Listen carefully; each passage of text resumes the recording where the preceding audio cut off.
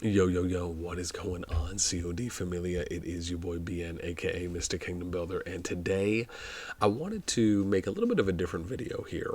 One of the big things I really enjoy doing in Kingdom Builders is kind of project management, kingdom leading, project leading. I guess it's kind of all really one and the same.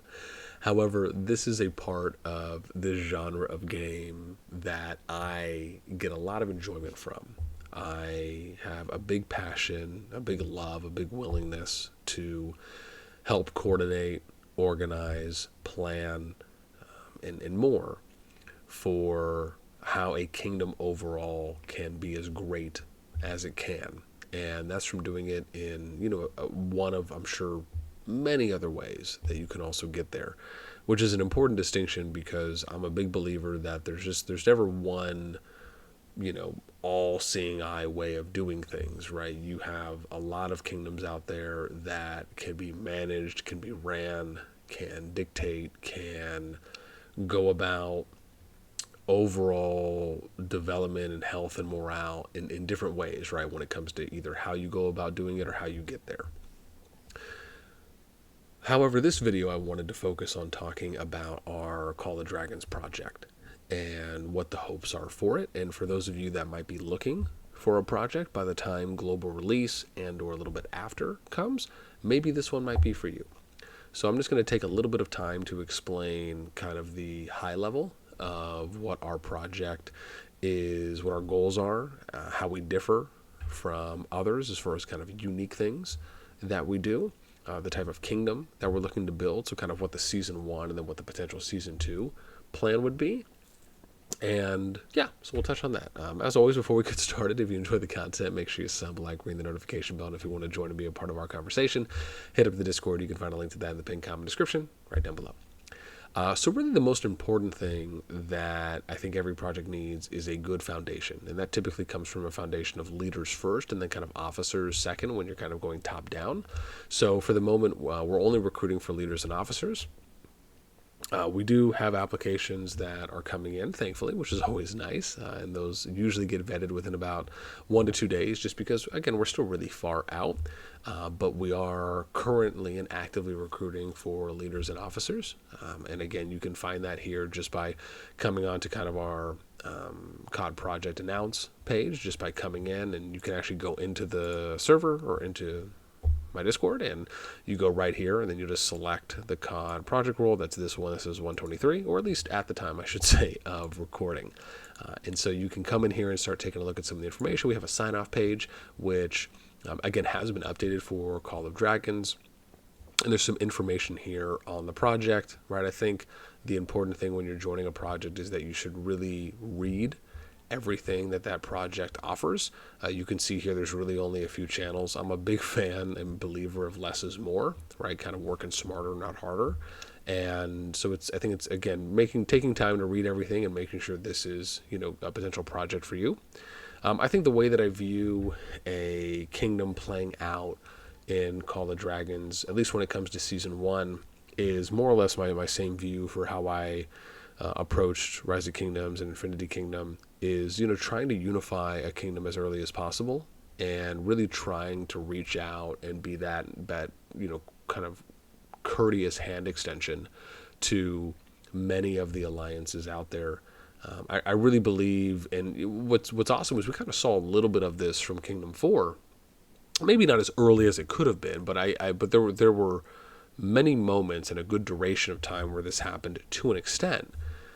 And when it comes to kind of unifying and getting to yourself to a place where you can kind of focus on 100% player progression without having to worry about the threat of being attacked, and it just really helps set up and prep players that much more for when season 2 comes around. Because as we know, in season 2, quite a few things are obviously going to be more difficult, right? Just doing basic PvE tasks on Darklings is going to be more difficult. And then even when you're looking at, I believe it was your Dragon Trail that got increased as well. So as far as just kind of in general difficulty.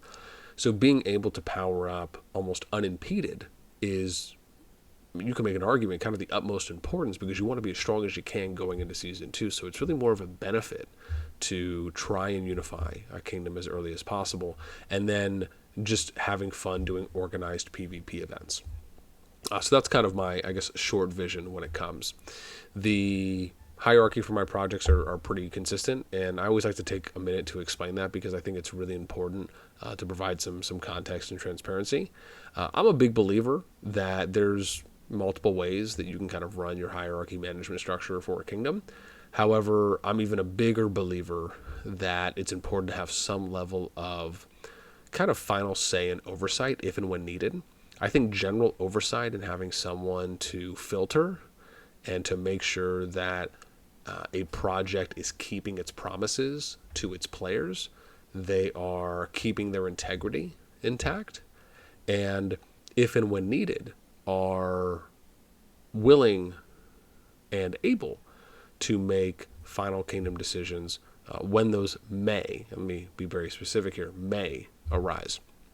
One of the things about my projects is that, I'm always a big believer in communication, and I think having healthy dialogue, I think getting to know people, one of the reasons why we ask for our leaders and officers to be able to come on voice, and even, at times cam, often I always try to be on camera. I think it's, a great way to kind of, I don't want to say diffuse, but just almost de-stress a situation and kind of turn it into a little bit more casual. And doing those types of things, I think, is a great way to kind of unburden other individuals and almost loosen them up a little bit. I think when you're building a kingdom, it's really important to try and look at it as though you're building a community. And it's not just about looking at a player as, a piece of data on a spreadsheet or someone that, can be utilized in one way or another. This is a person, behind the phone or behind their emulator, if you will. And trying to engage with them, socialize with these individuals, and really make them feel like they have a place where they belong, and it's not just always about going hard in game. I think are great things to really try to strive and build to. Then we have power balancing, which I think is really important. For anyone out there, if you watch any of my content for a little while, I'm a big believer in power balancing. I think it lends a lot of kind of net benefits, and some of those being that, in short, when you have alliances that are closer in power, a lot of players view the leaderboards and they'll look at those constantly. And so when you have alliances that are, very close, 1 mil in power away, 5 mil in power, once you kind of start getting to that mid-late game, what this can do is increase the level of proactive engagement for the average player, especially when it comes to alliance versus alliance events. I can't tell you how many times I've seen people be discouraged to invest more of their resources into an event in which they know their alliance never has a chance of winning.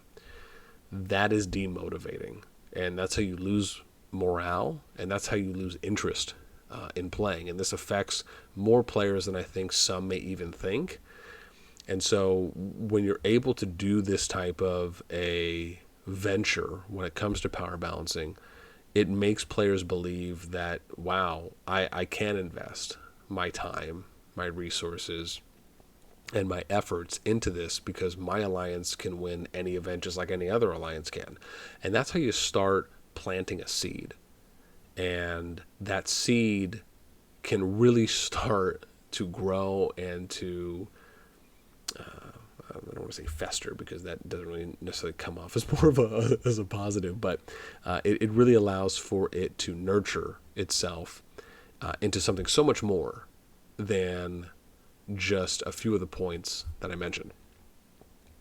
Having many active alliances, right? So I'm a big believer that you always want to try and have an alliance in each of the starting Zone 1 provinces / regions. So in this case, right, that'd be 7 for alliances, which essentially would also mean 7 leaders.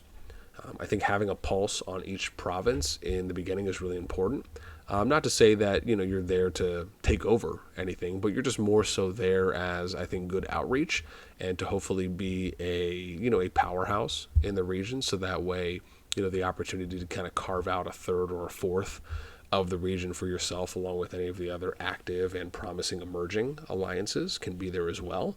And, trying to give as many people opportunities as possible, understanding that that's more of an up to, and, things can always kind of condense as time progresses in that kingdom.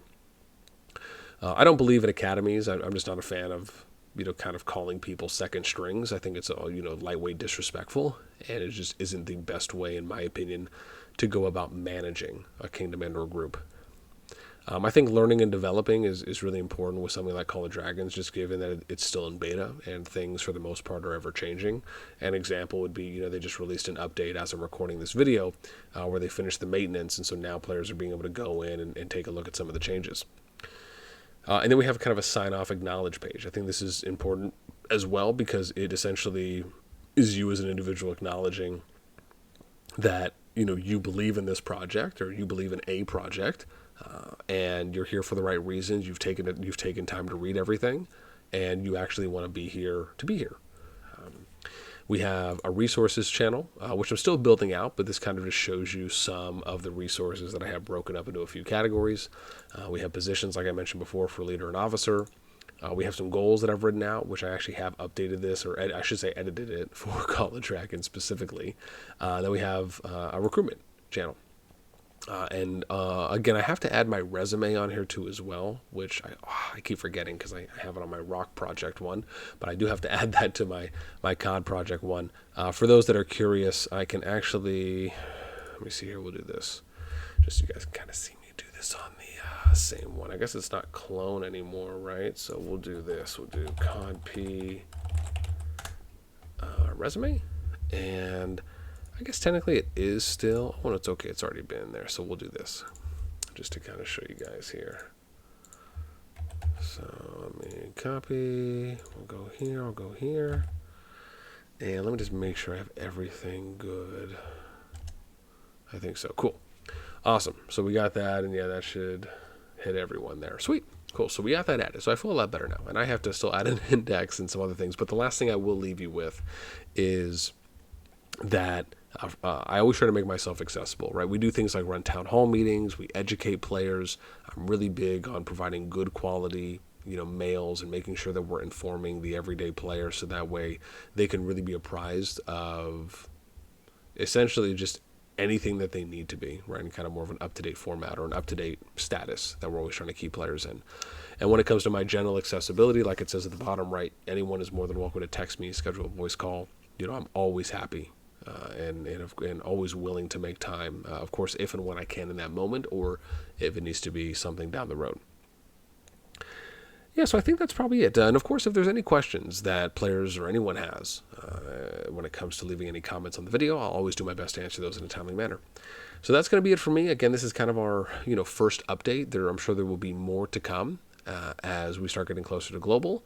And, I think the hope, right, is to try and, if I guess leave you all with something parting, right, one of my hopes, especially when new games come out, is I love that chance that we have to build something great that can really be more of a trendsetter for what future kingdoms can do. This is something I had the opportunity to do when I played Infinity Kingdom and left what I feel is kind of a good lasting impact on quite a few kingdoms for how they then decided to approach building their kingdoms out on things like power balancing and others that I loved seeing.